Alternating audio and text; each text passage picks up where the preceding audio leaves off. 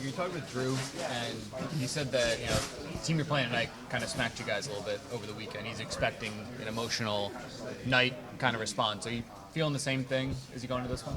Yeah, I mean, it was a shitty road trip, so is what it is. Obviously, it happened. So now it's nice being home, get a reset yesterday.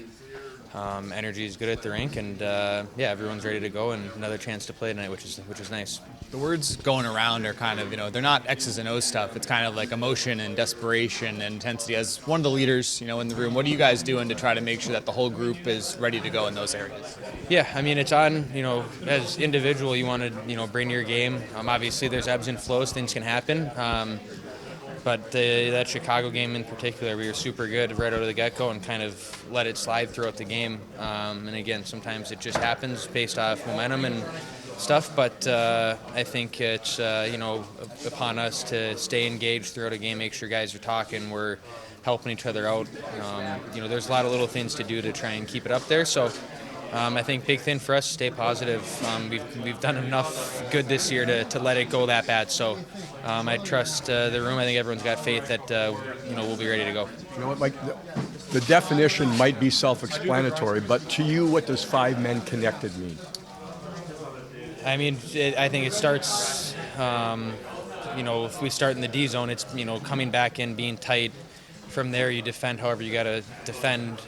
You go into breakouts. It's making sure we're reading off each other. If we want to play faster, break out a certain side, certain situations, making sure everyone's doing their part to kind of set up the play so we know where the puck's going as a group. But I think it's just playing the way we've done when we've been successful, and everyone can be predictable, and it makes it easier for the group. If I can ask you just about the last game, and going into the game, we were given the scouting report on St. Louis of their defensemen really activating. I think that's what we saw.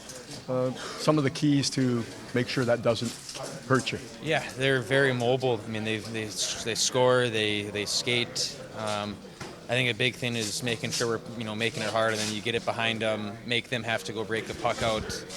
Not that you need to blow anyone up, but if you can get into them, bump them a little bit. I don't know a lot of defensemen that like going back on breakouts and getting hit. So I think for anyone, you can get it in there, just try and make it a little more work for them. Hopefully by the end of the game, they get worn out a little bit.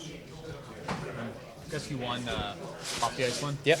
It's women's history night tonight for the Kings, and you're from an area that has a lot of women's hockey players, like Hannah Brandt went to your high school, and Maddie Rooney, Duluth. How cool is it to kind of see the growth of the game in that area, whether it's back at home or even here in LA?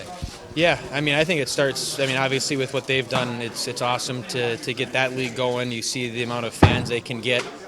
But then again, you see the youth. I mean, even out here, there's so many young girls that are, trying hockey or starting to play, which I think is awesome, not only for our sport, but for every sport. I mean, kids should be able to try everything, and it's really fun to see girls getting more active in it. I mean, back home, it's huge. There's girls everywhere. Some of them playing with the guys, at younger ages. So, no, it's great. It's awesome what they're doing, and it's going to be a big part of the future, which is good.